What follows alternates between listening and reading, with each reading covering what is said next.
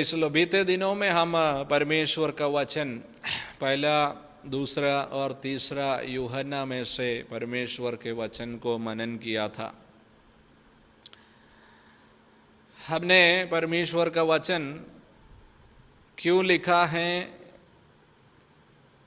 और कौन लिखा है, वो इत्यादि बातों के बारे में हमने उन वचनों से हमने सीखा। परमेश्वर के दास प्रेरित यूहन्ना के द्वारा उन चिट्ठियों को लिखा गया है और जो उस समय कलीसिया के अंदर घुस कर आया हुआ लोगों के विरुद्ध में जो यीशु मसीह के अस्तित्व को, यानी यीशु मसीह शरीर में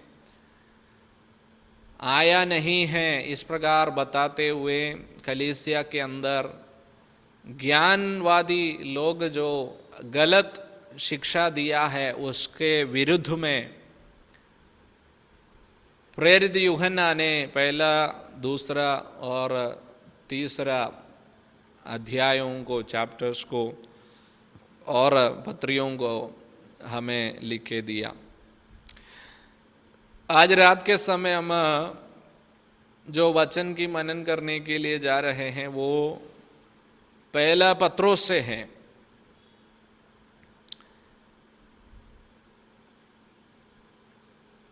ये जिस प्रकार हम परमेश्वर का वचन में देखता है, पत्रोस ने लिखा हुआ चिट्ठी है, उस पहला पत्रोस के उसके पहला अध्याय के पहला आयत से जब हम पढ़ते हैं, ये पत्री किसको लिखा है उसका विवरण हम वहाँ पर देख सकता है। उसका पहला आयत में हम इस प्रकार पढ़ते, पत्रस की ओर से जो यीशु मसीह का प्रेरित है, उन परदेशियों के नाम जो पुंदुस, गलातिया, कप्पदोकिया और आसिया और बिथुनिया, इन जगहों पर तितर बितर होकर रहने वाले लोगों के लिए लिखा हुआ एक पत्री है। ये पहला और दूसरा पत्रोस की पत्री। तो हमने देखा ये कौन लिखा है और किसके लिए लिखा है। और ये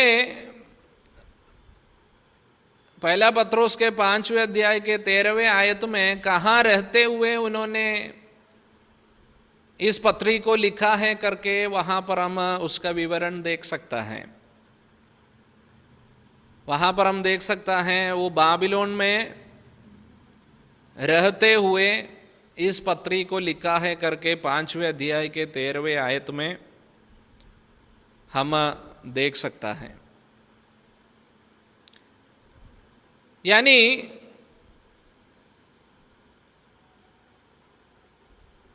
ये जो 5 जगह का नाम यहाँ पर लिया हुआ है, ये पत्री लिखकर बाबिलोन में रहते हुए वो इस लेटर को भेज रहा है एक दूसरी जगह की ओर। तो जाते जाते ये 5 यानी बाबिलोन से वो लिखते हैं और जो दूसरा एक्सटेंड में, जो दूसरा साइड में जाने से पहले 5 यानी 4 जगहों को क्रॉस करके वो 5वें जगह पे आकर पहुंचता है। इसलिए वहां पर हम ऐसा पढ़ते हैं, उन परदेशियों के नाम जो पुंदुस, गलातिया, कप्पदोकिया, आसिया और बिथुनिया में तितर बितर होकर रहते हैं। यानी जब ये पत्री को भेजा है तो केवल एक जगह पे यानी गलातिया के लिए या पुंदुस के लिए नहीं भेजा है, या कप्पदोकिया के लिए नहीं भेजा है, आसिया के लिए नहीं भेजा है, बिदुनिया के लिए नहीं भेजा है। ये पत्री जो है एक जगह में पढ़ के फिर वहां से दूसरी जगह पर पास किया जाता है। जैसे हम गांधीनगर से एक कोरियर भेजा तो वो सरगासन कुड़ासन होकर बाकी आप पूरा कर लीजिए अहमदाबाद में पहुंच जाते हैं। वैसे ये बाबिलोन में रहते हुए यानी बाबिलोनिया का उस जगह पे रहते हुए इस पत्री को लिखकर एक एक जगह में आकर यानी एक एक पॉइंट में उस पत्री को खोलकर पढ़ने के बाद अगला जगह में देता है और वहां से दूसरी जगह में देता है, वहां से तीसरी जगह देता है। वैसे पांचवी जगह तक ये लेटर पहुंचाने के लिए और उसके बाद जो परदेशी होकर तितर बितर रहते हैं उन सारी लोगों के लिए, केवल ये 5 लोगों के लिए नहीं, 5 देशों के लिए या 5 जगहों के लिए काफी नहीं, ये सारे जगहों के लिए वहाँ परदेशी होकर तितर बितर होकर रहने वाले लोगों के लिए ये आयतों को इस चिट्ठी को लिखा हुआ है करके हम ये पहला आयत से और 5वें अध्याय के 13वें आयत से हम देख सकता है। उसके दूसरे आयत में जब हम आते हैं और परमेश्वर पिता का भविष्य ज्ञान के अनुसार आत्मा के पवित्र करने के द्वारा आज्ञा मानने और यीशु मसीह के लहू के छिड़के जाने के लिए चुने गए हैं, तुम्हें अत्यंत अनुग्रह और शांति मिलती रहे। एक आशीर्वाद, एक सल्यूटेशन वहाँ पर हम उस आयत में पढ़ता है। वहाँ पर एक शब्द जब प्रेरित पत्रोस ये चिट्ठी लिखता है वो यहूदियों का उनका कार्यक्रमों से ज़्यादा जुड़ा हुआ एक व्यक्ति है। यानी जब परमेश्वर उनको अन्य जाति के बीच में प्रचार करने की बात उनको दर्शन के द्वारा देता है, उनको थोड़ा सा हिचकिचाव हुआ दूसरे लोगों के यानी अन्य जातियों के बीच में जाकर प्रचार करने के लिए थोड़ा सा तकलीफ उनको हुआ है जरूर। ये जो वचन के अनुसार वचन के अंदर हम एक बात को देख रहा है, यीशु मसीह के लहू के छिड़के जाने के लिए चुने हुए लोग, ऐसा एक आयत हम वहां पर हम पढ़ते हैं। ये जो लहू का छिड़के जाना एक पुराना नियम का एक कंसेप्ट है। पुराना नियम में जब हम कई बार पढ़ते हैं यीशु जो लहू को छिड़का करके, हम पुराना नियम में कई बार हम पढ़ सकते हैं। पुराना नियम में जब एक कुष्ठ रोगी जब वो चंगा हो जाते हैं तो एक पक्षी का लहू उसके ऊपर छिड़काया जाता है करके हम परमेश्वर का वचन में लेवियों का पुस्तक में उसके 14 अध्याय के 1 से लेकर 7 तक के आयत जब हम पढ़ते हैं वहाँ पर हम उस बात को पाते हैं, उस बात को हम पढ़ते हैं।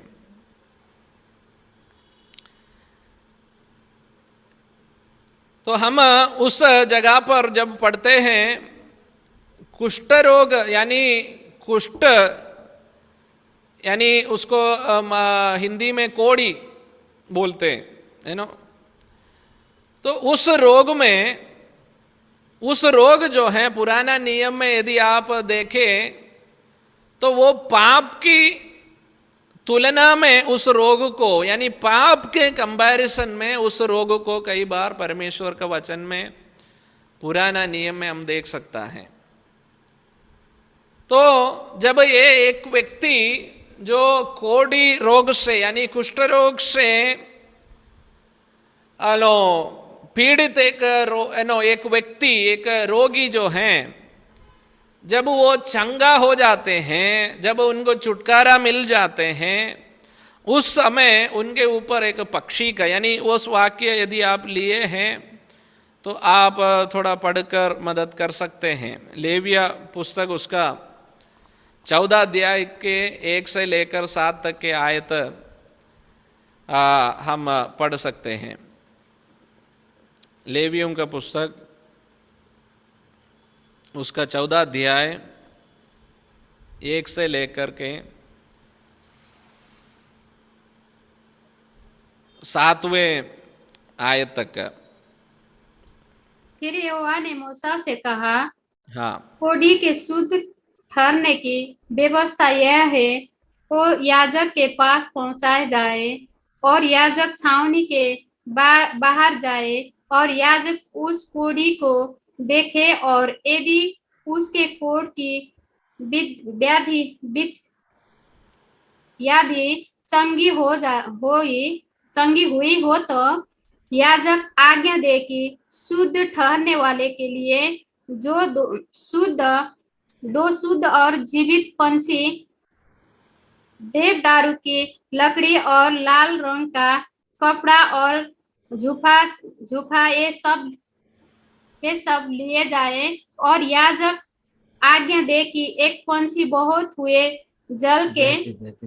हुए जल के ऊपर मिट्टी के पात्र में बलि किए जाए। तब वो जीवित पंछी को देवदारू की लकड़ी और लाल रंग के कपड़े और झूफा, इन सबों को लेकर एक संग उस पंछी के लहू में जो बहते हुए जल के ऊपर बलि किया गया हो के डुबा दे, और कोढ़ से शुद्ध ठहरने वाले पर 7 बार छिड़क कर उसको शुद्ध ठहराए। तब उस जीवित पंछी को मैदान में छोड़ दे। बस।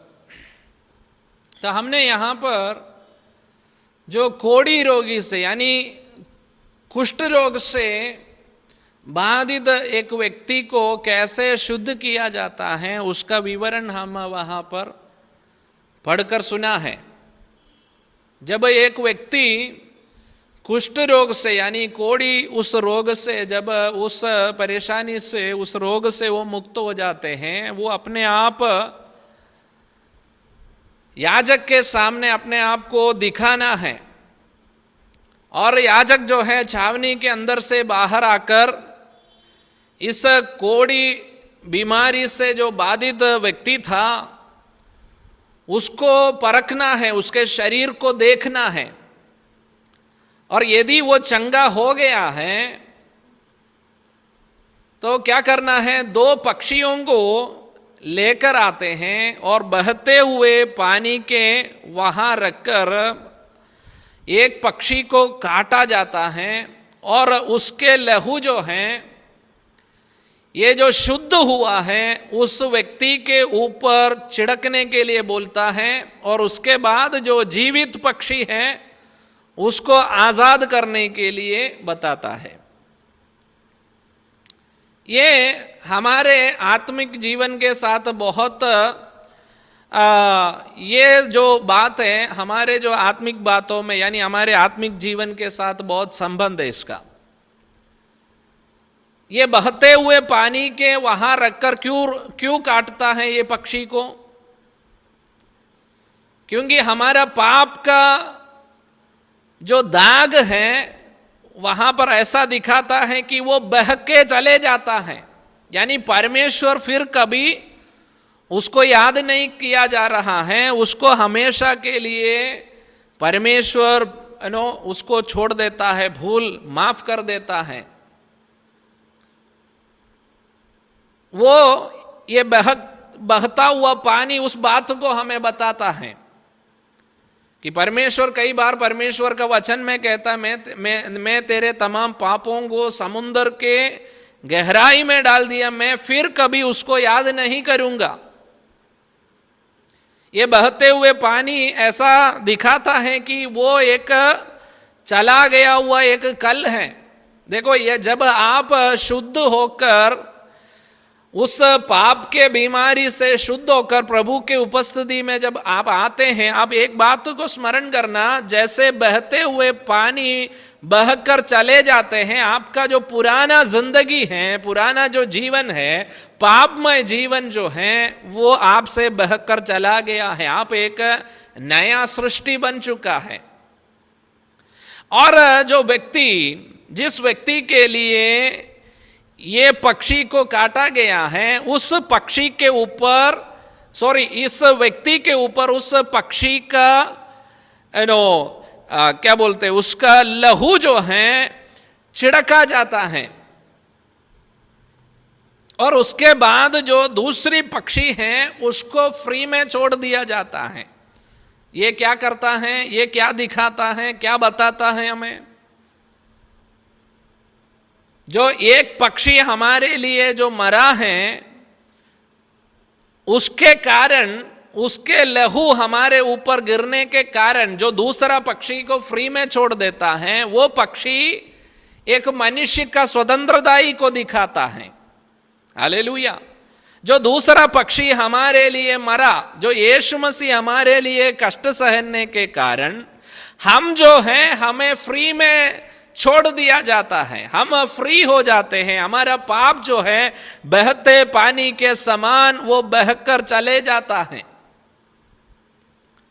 तो यहां पर जो टर्म्स परमेश्वर का दास प्रेरित पत्रोस यूज कर रहा है, यीशु मसीह के लहू के छिड़के जाने के लिए चुने हुए लोग। हालेलुया। यानी जो संसारिक रीति में, रीति रिवाज में, पाप की मोह माया में जीने वाले हमें प्रभु ने अलग अलग जगहों से चुन लिया, अलग किया। क्यों हमें चुना? कि यीशु मसीह के लहू हमारे ऊपर छिड़कने के लिए, यानी हमें पापों से शुद्ध बनाने के लिए, हमें पवित्र बनाने के लिए, हमारा पुराना जीवन को हमसे उतार कर जो बहते हुए पानी के समान उसको हमसे दूर करने के लिए, और उसके बाद एक स्वतंत्रताई के जीवन हमें दिलाने के लिए यीशु मसीह हमारे लिए मरा है और उसके लहू हमारे ऊपर छिड़के हुए हैं। हालेलुया। आज जो स्वतंत्रताई को महसूस कर रहे हैं, आज जो मसीह में हैं, वो कोई बंधन के अधीन में नहीं है। यीशु मसीह के लहू के छिड़कने से जो जैसे दूसरा पक्षी को फ्री में उसको आकाश में स्वतंत्रताई में छोड़ दिया जाता है, वैसे प्रभु ने हमें एक खुले हुए आसमान के नीचे हमें स्वतंत्र कर दिया है। हालेलुया। आज हम उस परमेश्वर की ओर से दिया हुआ उस स्वतंत्रताई को मसीह में हम अनुभव कर रहे हैं। हालेलुया। प्रेरित पत्रोस कहता है, इन पांचों जगहों में से तितर बितर होकर रहने वाले लोगों को ये पत्री लिख रहा है, प्रभु ने आपको चुन लिया है और यीशु मसीह का लहू आपके ऊपर छिड़कने के लिए, आपको पवित्र बनाने के लिए और आपको स्वतंत्रताई के जीवन देने के लिए प्रभु ने आपके इन पांचों जगहों से प्रभु ने आपको चुना है। प्रियो, आज तमिलनाडु से, केरल से, आंध्र प्रदेश में से, नेपाल से और हालिल इंडिया के विभिन्न राज्यों से प्रभु ने हमें अलग अलग जगहों से चुनकर इकट्ठा किया है और यीशु मसीह का लहू हमारे ऊपर छिड़का है। हालेलुया। और ये पक्षी का लहू एक व्यक्ति के ऊपर छिड़कना, उसका मतलब यीशु मसीह के द्वारा एक पापी को मिलने वाला पवित्रताई को इस बात हमें दिखाता है। पहला यूहन्ना उसका पहला अध्याय के 7वें आयत में जब हम पढ़ते हैं, 1 जॉन उसके पहला अध्याय के 7वें आयत में जब हम पढ़ते हैं, वहां पर ऐसा लिखा है, उसके पुत्र यीशु का लहू हमें सब पापों से शुद्ध करता है। हालेलुया। यीशु मसीह का लहू का छिड़कना, उससे क्या संबंध है हमारे जीवन में, क्या मतलब है हमारे जीवन में? परमेश्वर का वचन कहता है यीशु मसीह का लहू का छिड़कने से, वहां पर ऐसा लिखा है, उसके पुत्र यीशु मसीह का लहू हमें सब पापों से शुद्ध कर देता है। यानी दोस्तों, और जो लोग यीशु मसीह के लहू से छिड़के हुए हैं, हालेलुया, कैसे? जब हम यीशु मसीह के क्रूसीकरण को, यीशु मसीह के मृत्यु को अंगीकार करते हैं, यीशु ने मेरे लिए काल्वरी क्रूस पर मरा है और मेरे पापों से मुझे मुक्ति देने के लिए यीशु ने काल्वरी क्रूस में मरा है, इस बात को मैं जब अंगीकार करता हूं, मैं उस बात के ऊपर विश्वास करता हूं, चाहे मुझे दिखाई नहीं देता है, लेकिन यीशु मसीह का लहू मेरे ऊपर छिड़का जा रहा है। हालेलुया।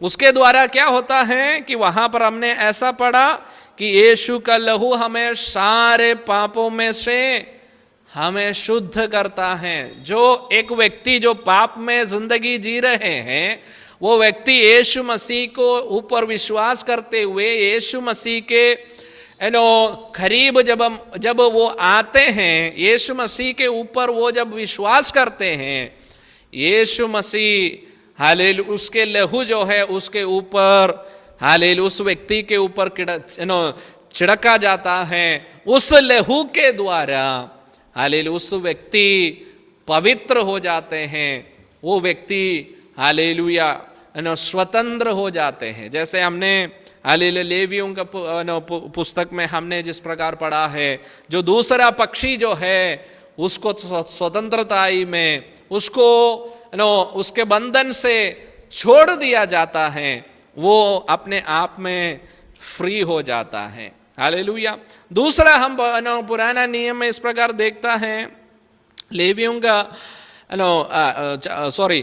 एक्सोडस में हम निर्गमन की किताब में हम देख सकता है, उसके 29वां अध्याय के अंदर 29 चैप्टर के अंदर उसके 20वें आयत से लेकर जब हम पढ़ते हैं, वहां पर हम देख सकता है, तब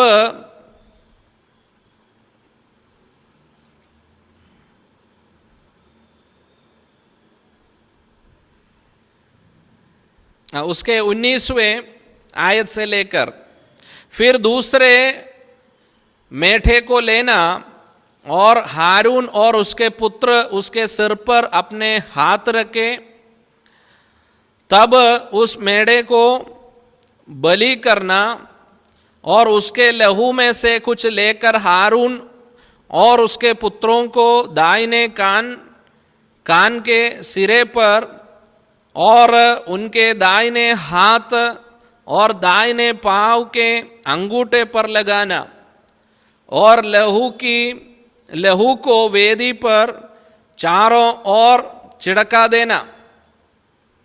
तो यहां पर देखिए, उसके बाद भी हारून और उसके बच्चों के, उनके पुत्रों के शुद्धिकरण के बारे में हम उस आयतों को वहां पर पढ़ते हैं। वहां पर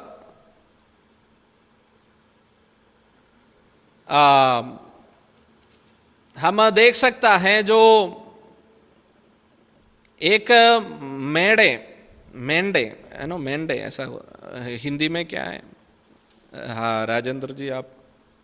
मेढे, फिर दूसरे मेढे को लेना, हाँ, और हारून और उसके पुत्र उसके सिर पर अपने अपने हाथ रखें, हाँ, तब उस मेढे को बलि करना और उसके लहू में से कुछ लेकर हारून और उसके पुत्रों के दाहिने कान के सिरे पर और उनके दाहिने हाथ और दाहिने पांव के अंगूठों पर लगाना। देखिए, यहां पर हमें संक्षिप्त रीति से हम इस बात को वहाँ पर ऐसा समझ सकता है, हारून और उनके पुत्रों को जब परमेश्वर की सेवकाई के लिए अलग करता है, उस समय भी क्या किया जाता है, उनके ऊपर लहू छिड़कते हुए उनको उनके वस्त्र के ऊपर, उनके शरीर के ऊपर, उनके अंगूठों के ऊपर उस लहू को लगाते हुए उनको सेवकाई के लिए अलग करता है।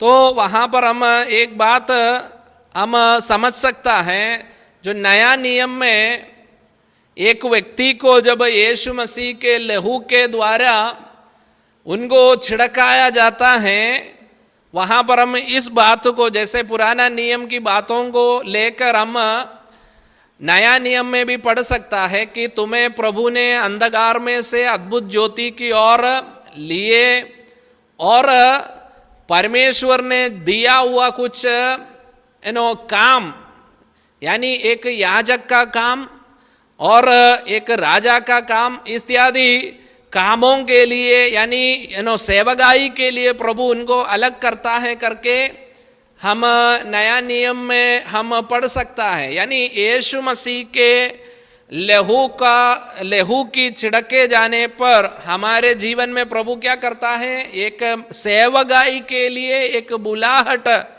प्रभु हमें दे रहा है। हालेलुया।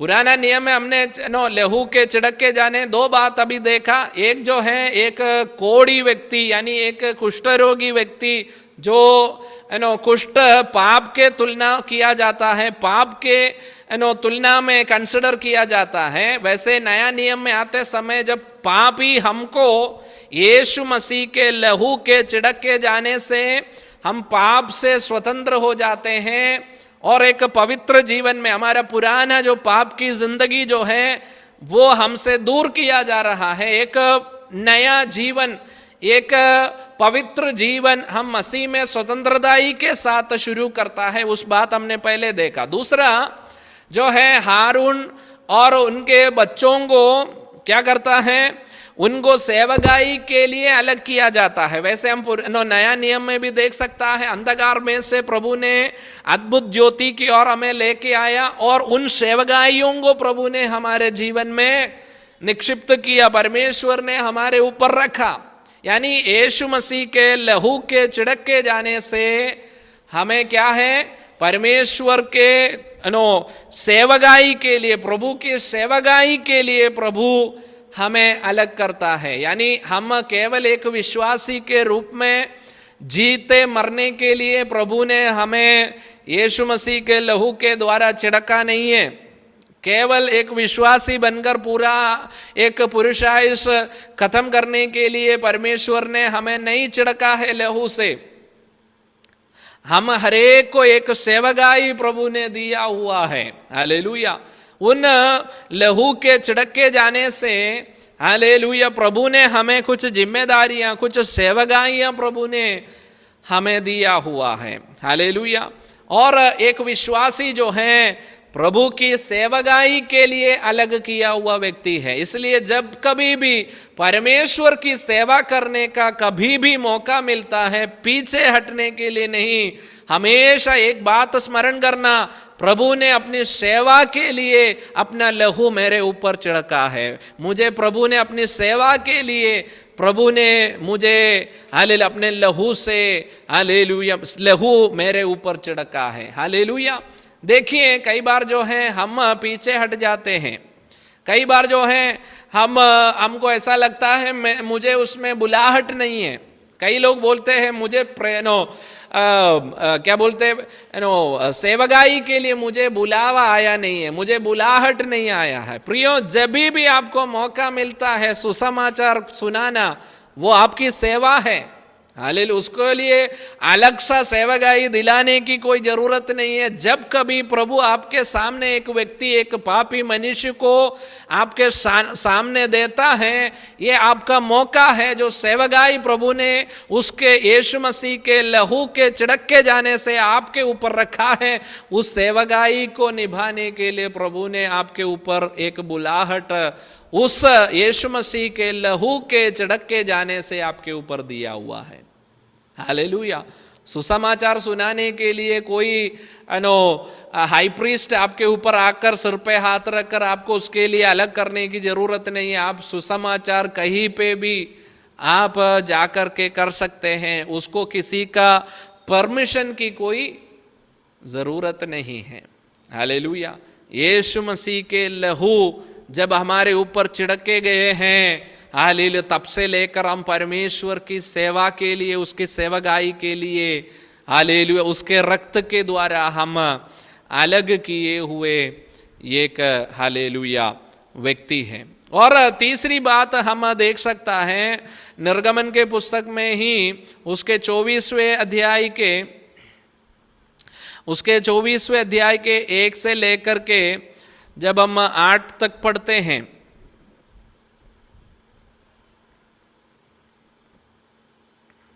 फिर उसने मूसा से कहा, तू हारून, नादाब, अबीहू और इजराइलियों के 70 पुरनियों समेत यहोवा के पास ऊपर आकर दूर से दंडवत करना।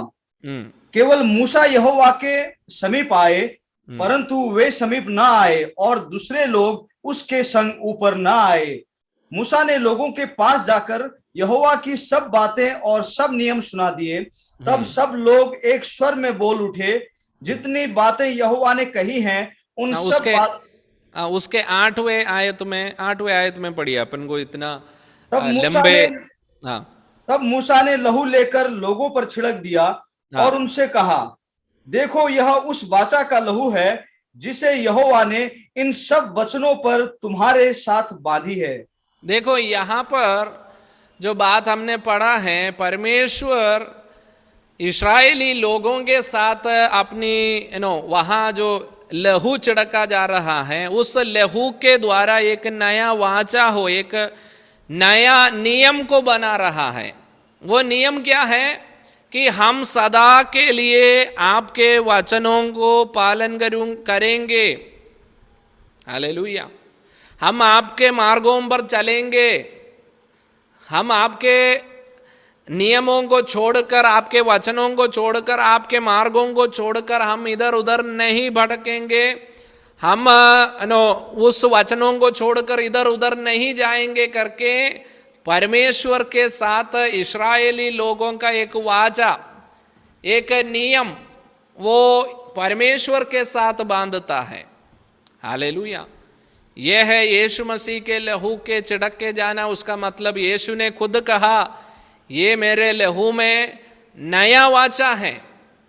हालेलुया। यानी यीशु मसीह के लहू हमारे ऊपर छिड़कना, उसका मतलब यह है कि हम अभी से, यानी जिस दिन हम यीशु मसीह को अपने उद्धारकर्ता के रूप में ग्रहण किया है, हम यीशु के लिए ही जिएंगे, उसके वचनों को ही अनुसरण करेंगे, उसके मार्गों पर ही चलेंगे, उसकी बातों को ही मानेंगे। ये हम परमेश्वर के साथ का एक निर्णय हम ले रहा है, एक वाचा परमेश्वर के साथ हम बांध रहा है। ये है हालेलुया यीशु मसीह के लहू के द्वारा छिड़के जाना, उसका मतलब। हालेलुया। आप में से कोई बोल सकता है 3 बातें, अभी हमने 3 बात यीशु मसीह के लहू के छिड़के जाने के विषय में हमने बोला, क्या क्या है? कोई बोल सकता है?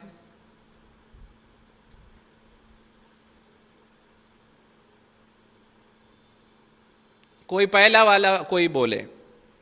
पापों से शुद्ध करना और सेवकाई के लिए तैयार करना, या और तीसरा, और वाचा, उनसे वाचा बांधना। हाँ, वाचा बांधना कि एक नियम में, यानी एक वाचा में हम परमेश्वर के साथ हम एक वाचा बांध रहे हैं कि हम परमेश्वर के वचन के अनुसरण करके हम चलेंगे, हम उसकी आज्ञाओं को मानेंगे। तो मतलब एक व्यक्ति अपना जीवन यीशु मसीह के लिए समर्पण करना, उसका मतलब कई बार हम ये मतलबों को समझे बिना हम यीशु मसीह को अपना उद्धारकर्ता के रूप में ग्रहण करते हैं। हम यीशु मसीह को उद्धारकर्ता के रूप में ग्रहण इसलिए किया जा रहा है कि हम नरक में ना जाए, हम स्वर्ग में जाए। लेकिन प्रियो, यीशु मसीह के लिए अपना जीवन को समर्पण करना, यीशु मसीह के लहू के द्वारा छिड़क के जाना, उसका मतलब पाप को हमेशा के लिए टाटा बाय बाय करना, प्रभु की सेवकाई के लिए अपने आप को समर्पण करना। और तीसरा जो है, मैं परमेश्वर के मार्गों पर, यानी I have decided to follow Jesus, no turning back, मैं कभी पीछे नहीं मुड़ूंगा, ये परमेश्वर के साथ का वाचा बांधना है। ये तीन चीज हमने ऑलरेडी कर चुका है, लेकिन हमें एक ही बात पता है, नरक में नहीं जाना, स्वर्ग में जाना। इसलिए हमने यीशु मसीह को अंगीकार किया। केवल उसके लिए नहीं किया प्रियो, प्रभु के लिए हमारा जीवन दे दिया। We have dedicated our life, एक पाप रहित जीवन जीने के लिए, यीशु के पीछे चलने के लिए हमने निर्णय लिया है। हमारा जीवन को हमने समर्पण किया है, प्रभु की सेवा के लिए हम हमारे जीवन को समर्पण किया है। कई बार हम केवल स्वर्ग जाने का एक मार्ग के रूप में हमने इसको चुन लिया है, इसको समझ लिया है, केवल स्वर्ग जाने के लिए नहीं। स्वर्ग में जाने से पहले हमें बहुत सारे चीजें इस धरती पर करना है, वो सब करके फिर स्वर्ग में जाना है। नहीं तो जैसे हम परमेश्वर का वचन में लिखा है, हमें यहाँ पर करने के लिए प्रभु ने बहुत ही कामों का लिस्ट प्रभु ने बनाया हुआ है, वो सब करके हमें वहां जाना है, तो ही हमें वहां पर प्रतिफल मिलेगा। यहां से डायरेक्ट यीशु मसीह को पा लिया, डायरेक्ट स्वर्ग में जाकर बैठ गया, आपको कोई प्रतिफल नहीं मिलने वाला है। यदि आप जिस काम के लिए प्रभु ने मेरे लिए रक्त को बहाया है, उसके लहू मेरे ऊपर छिड़का है, वो मैं करके जाऊंगा, मैं उस काम करते हुए मैं एक एक कदम आगे बढ़ूंगा। इस निर्णय के साथ हमारे जीवन को हमें आगे बढ़ना है। उसके तीसरे आयत में हम आएंगे, पहला पत्रोस उसका पहला अध्याय का तीसरा आयत में हम आएंगे। हमारा प्रभु यीशु मसीह के परमेश्वर और पिता का धन्यवाद दो, जिसने यीशु मसीह के मरे हुओं में से जी उठने के द्वारा अपनी बड़ी दया से हमें जीवित आशा के लिए नया जन्म दिया है। देखो उसका वहाँ पर हम ऐसा पढ़ते हैं, यीशु मसीह के जी उठना। यीशु मसीह के जी उठने के बाद का जो प्रचार, यानी नया नियम के कलीसिया के प्रचार जो हैं, वो हर प्रचार में यीशु मसीह के जी उठने के बारे में वो लोग प्रचार किया। हालेलुया। प्रेरित पौलुस इस प्रकार कहता है, यदि यीशु मसीह जी उठा नहीं है तो मेरा जो प्रचार व्यर्थ है। प्रिय, हमारा आत्मिक जीवन यीशु मसीह के जी उठने पर आधारित है। हालेलुया।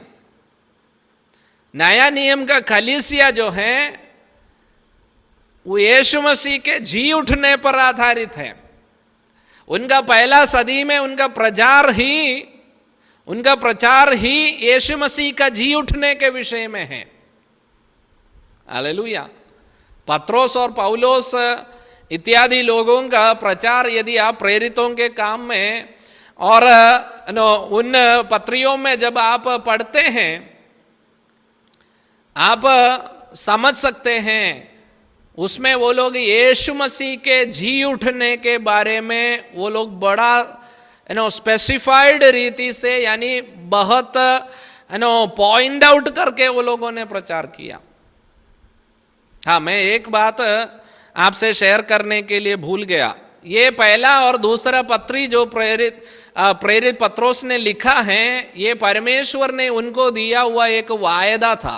ये वायदे के कारण उन्होंने ये पहला और दूसरा पत्रोस ने लिखा है।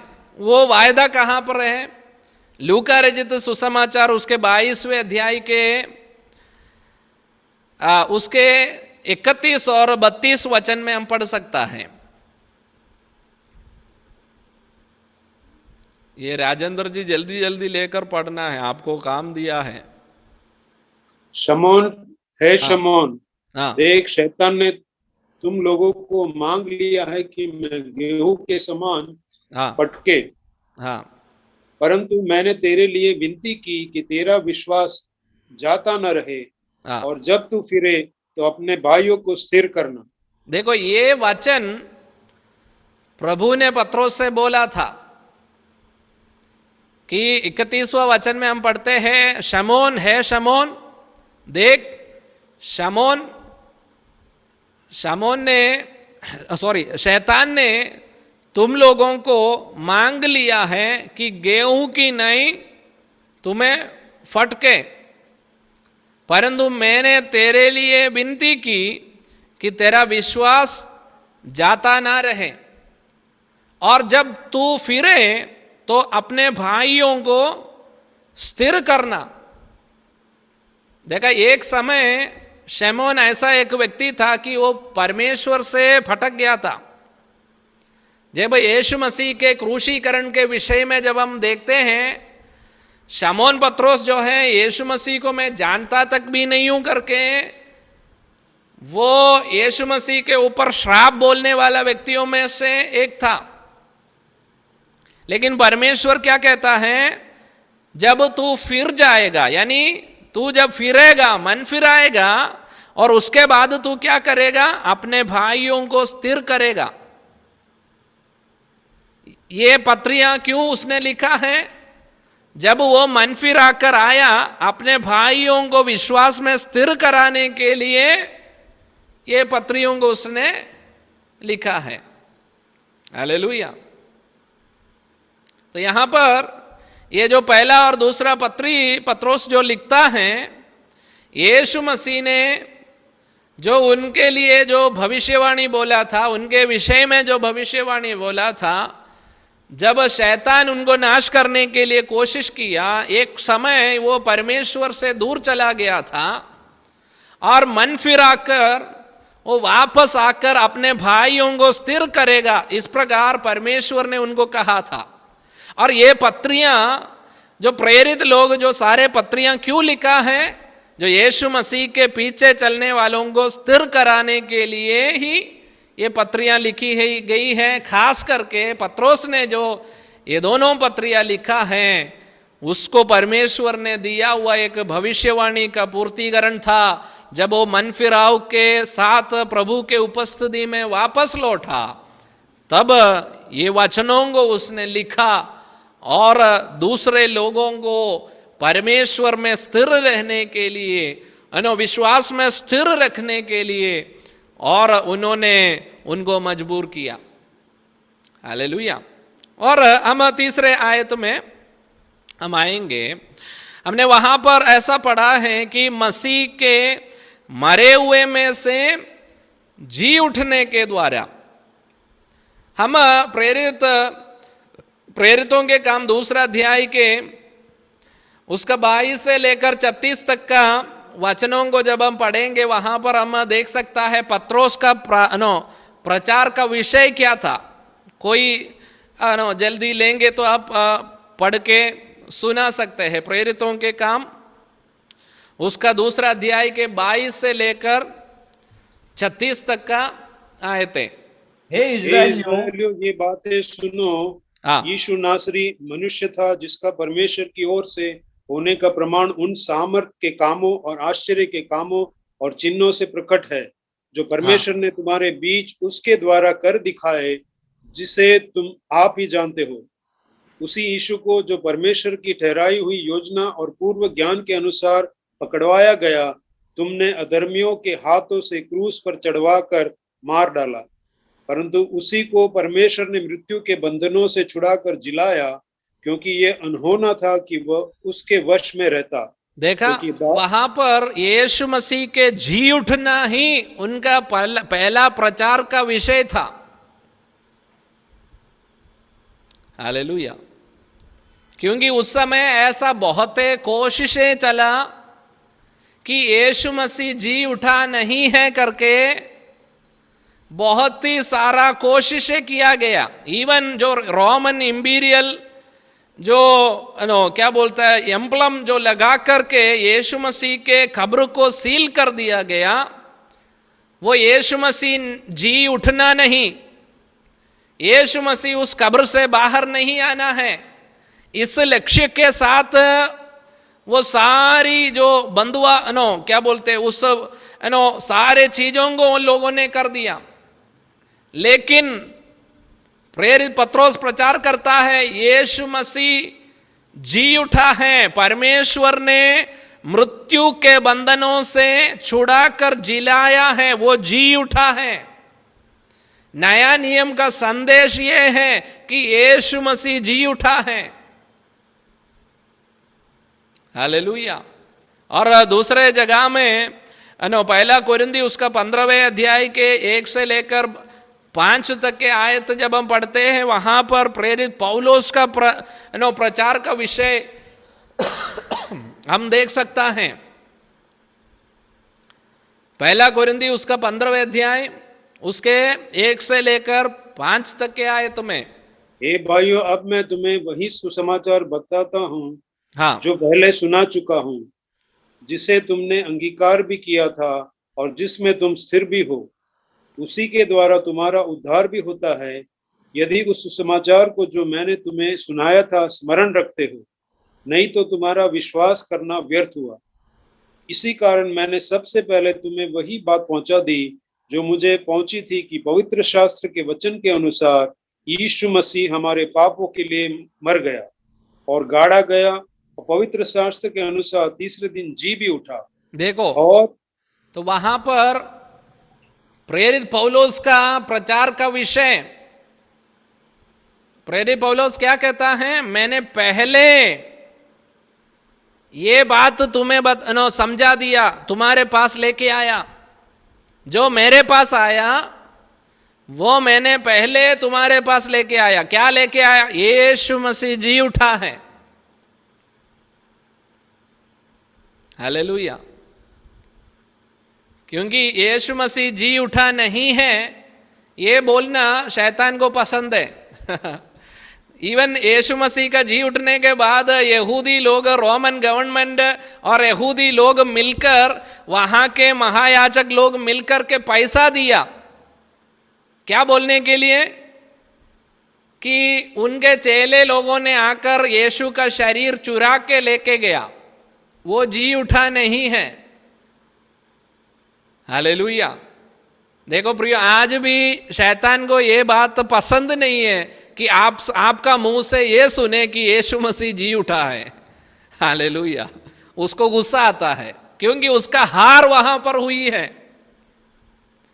आपके हर एक प्रश्न के सामने आप ये बात को बोलिए, मैं उस यीशु मसीह के ऊपर विश्वास करता हूं जो मरे हुए में से जी उठा है,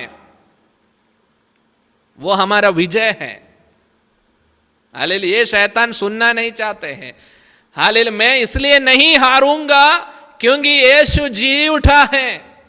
मैं इसलिए हारूंगा नहीं क्योंकि यीशु आज भी जिंदा है। ये आप बोलकर देखिए, प्रश्नों के सामने आप ये बोलिए। ये शैतान सुनना नहीं चाहता है। शैतान ने बहुत कोशिश किया था कि यीशु मसीह जी उठा नहीं है ये बताने के लिए, और लास्ट में वो लोगों ने एक कहानी भी बता दिया, उनको पैसा दे दिया और उनको ये कहा कि तुम लोग जाके ऐसा बोलो कि यीशु मसीह जी उठा नहीं है। हम जब सो रहे थे तब क्या हुआ, यीशु के चेले लोग आकर के यीशु का शव को, यीशु का शरीर को वो कब्र में से चुरा के लेके गया।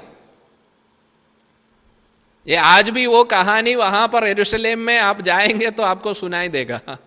हालेलुया।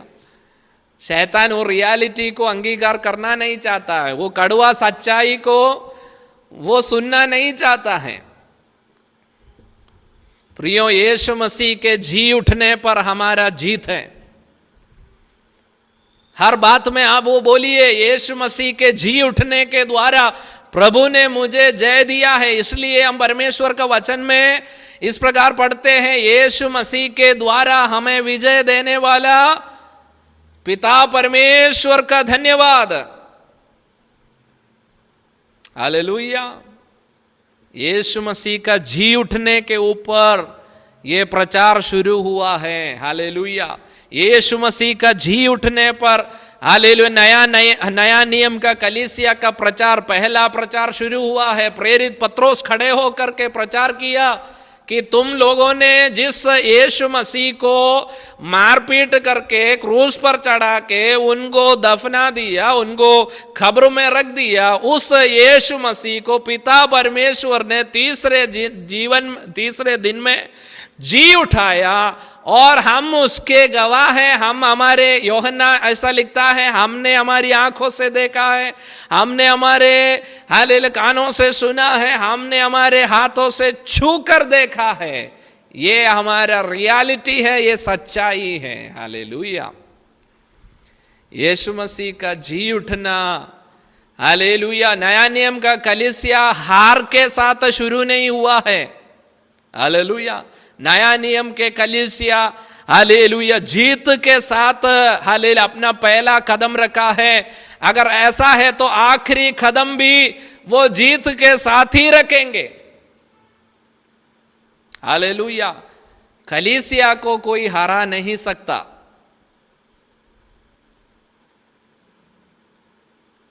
हालेलुया। जेल उसके सामने, एक साइड में जेल, एक साइड में कलीसिया, कलीसिया ही जीत गया। कलीसिया की प्रार्थना ही जीता है। वो कारागृह को खोला है, क्योंकि यीशु मसीह के खबर को यदि खोलने में हालेलुया उस पवित्र आत्मा को सामर्थ है, तो कारागृह को खोलने के लिए भी वो उनके ऊपर सामर्थ है। अगर यीशु मसीह मरे हुए, प्रेरित पौलुस ऐसा प्रचार करता है, यदि यीशु मसीह मरे हुए में से जी उठा है, हम भी जी उठेंगे, ऐसा उन्होंने प्रचार किया है। क्यों? हालेलुया। जो यीशु मसीह के ऊपर हालेलुया हालेलुया उतर आया, वही सामर्थ्य से ही हम जी उठेंगे। हमारी आशा वो है, हमारा धैर्य वो है, हमारा हिया वो है। प्रश्न के सामने ढीला होने का, होश खोने का कोई जरूरत नहीं है। हमारा परमेश्वर जिंदा खुदा है। हालेलुया। वो मृत्यु में से जी उठा है, वो खबर को खोला हुआ है। हालेलुया। वो आज भी वो जिंदा खुदा है, वो आज भी हालेलुया जीवित परमेश्वर है।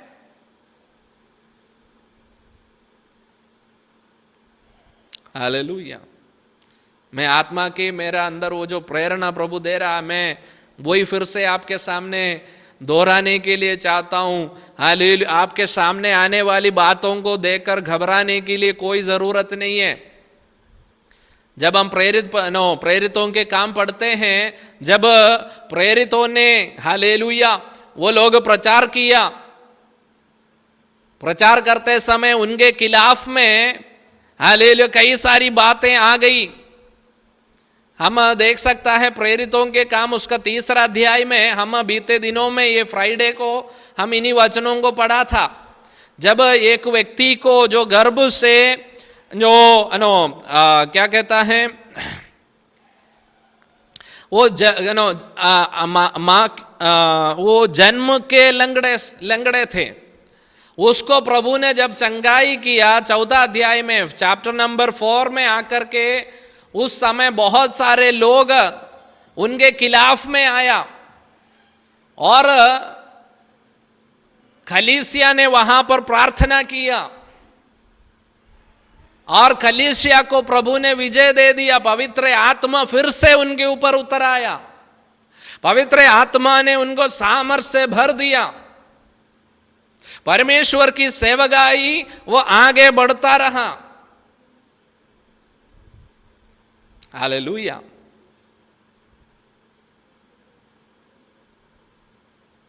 परमेश्वर का वचन, हालेलुया, 1 कोरिन्थी उसका 15वें अध्याय के उसके 49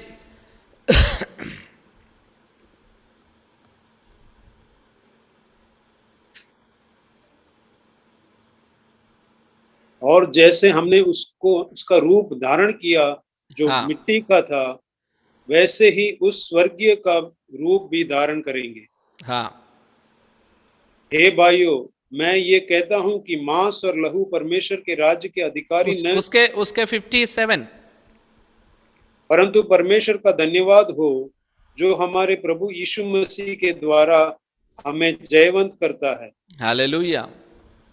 हम उस परमेश्वर का धन्यवाद करें, हालेलुया, जो हमारे प्रभु यीशु मसीह के द्वारा हमें जयवंत करता है। हालेलुया। यीशु मसीह का जी उठना, हालेलुया, कलीसिया का विजय की सबसे पहला पड़ाव था। वहां से कलीसिया कभी हारा नहीं है। उसके बाद मसीह के विरोध में, मसीह लोगों के विरोध में, कलीसिया के विरोध में बहुत सारे प्रश्न उनके सामने आए। हालेलुया। उसके खिलाफ आए हुए सारे लोग मर मिट गए, लेकिन कलीसिया आज भी खड़ी है। उसके विरोध करने वाले उसके प्रचारक बन गए। जो बाइबल के खिलाफ में खड़े हो गए, उन्हीं का घर में बाइबल प्रिंट हो रहे हैं। ये हार से शुरू हुआ नहीं है, पहला माची जीत के साथ उन्होंने शुरू किया है। हालेलुया। और कलीसिया आगे भी वो जीते जीते आगे जाएगी। कई बार शत्रु डराते हैं तू हार जाएगा, उसको बोलो यीशु मसीह के द्वारा हमें विजय देने वाला हालेलुया परमेश्वर का धन्यवाद। हालेलुया। शैतान को दिखा दो, हालेलुया, यरूशलेम में एक खबर खुला हुआ पड़ा है, एक बार आप विजिट करके आइए। हालेलुया। वो खबर हमारी, हालेलुया, क्या बोलते हैं, हमारा हिम्मत को बढ़ाता है। वो आज भी वहां पर एक बोर्ड लिखा हुआ पड़ता वहां पर रखा है, वो यहां पर नहीं है, वो जी उठा है। हालेलुया। जिंदगी में एक बार जाकर वहां कुछ बहुमूल्य बातें, ऐसा नहीं है मैं उस चीज को या उस बात को मैं बहुमूल्य नहीं बोल रहा हूं, लेकिन एक बार जिंदगी में वहां जाकर उस खबर के स्थान में जो लिखा है वो एक बार पढ़ना अपनी आंखों से। हालेलुया। वो यहां पर नहीं है, वो जी उठा है। हालेलुया। रूबी एंडी सब वहां जाके पढ़ के आए हैं, वो यहां पर नहीं है। हालेलुया। हमारे महात्मा गांधी के वो जहां पर सो रहे हैं वहां पर ऐसा लिखा है, महात्मा गांधी यहां पर सो रहे हैं, लेकिन यीशु मसीह का कब्र में ऐसा लिखा है वो यहां पर नहीं है। हालेलुया। वो 2 दिन के लिए बाड़ा पे लिया था, वो वापस लौटा दिया यूसुफ को, उसने हमेशा के लिए उसके पास नहीं रखा। आइए हम अपनी आंखों को प्रभु के उपस्थिति में बंद करेंगे। यदि शैतान आपके कान में बोलेंगे आप हार जाएंगे, तो बोलिए यरूशलेम तक थोड़ा जाके आइए, वहां पर एक खबर खुला हुआ पड़ा है, वो मैं भी जीतूंगा, उसका निशानी है वो। हालेलुया। मृत्यु हमारी कुछ भी नहीं बिगाड़ सकता। इसलिए हम इन्हीं अध्याय के अंदर जो हमने लास्ट में पढ़ा है, 1 कोरिन्थी 15 अध्याय के उसके 55 आयत में ऐसा लिखा है, मृत्यु तेरी जय कहां रही, तू जीत नहीं सकती। Hallelujah. O death, where is thy sting? O grace, grave, where is thy victory? ഹേ മരണമേ നിന്റെ ജയം എവിടെ? ഹേ മരണമേ നിന്റെ വിഷമുള്ളവിടെ? हालेलुया। यीशु मसीह के द्वारा हमें विजय देने वाला परमेश्वर को हम धन्यवाद करें। अपनी आंखों को हम बंद करेंगे, हम प्रभु के उपस्थिति में प्रार्थना करेंगे। पिता, हम तेरा धन्यवाद करते हैं। हालेलुया। आपके जी उठने के द्वारा हमें प्रभु जो विजय आपने दिया है, उस विजय के लिए धन्यवाद करते परमेश्वर। प्रभु आज शाम के समय में हालेलुया प्रेरित पत्रोस के द्वारा लिखी गई हालेलुया पहला पत्री के पहला अध्याय में से कुछ आयतों को पढ़कर आपके वचन को मनन करने के लिए प्रभु आपने जो अवसर दिया उसके लिए हम धन्यवाद करते प्रभु जी। जिस प्रकार प्रभु हालेलुया मन फिर आकर हालेलुया मुड़कर आके अपने हालेलुया भाइयों को विश्वास में दृढ़ करने के लिए प्रभु आपने प्रेरित पत्रोस को मजबूर किया है हालेलुया, उस प्रकार इन दिनों में हमारे बैक स्लाइडिंग से प्रभु हम फिर से प्रभु तेरे उपस्थिति में फिर से आकर विश्वास में खड़े रहने के लिए अनेक लोगों को विश्वास में मजबूत कराने के लिए प्रभु आप हमारी सहायता कर प्रभु। हालेलुया, आपके लहू के छिड़क के जाने से प्रभु आपने हमारे पापों को जो दूर किया है उसके लिए धन्यवाद। तेरी सेवकाई के लिए हमें जो चुना है उसके लिए धन्यवाद। हालेलुया प्रभु, हालेलुया हालेलुया हालेलुया। सदा आपके पीछे चलने के लिए प्रभु आपने जो हालेलुया निर्णय को हमारे जीवन में जो नया नियम आपने हमारे साथ बांधा है उसके लिए धन्यवाद। हालेलुया, आपके लहू के द्वारा आपने हमें दिया हुआ विजय के लिए धन्यवाद। आपके जी उठने के द्वारा हमें हालेलुया दिया हुआ विजय के लिए धन्यवाद करते परमेश्वर।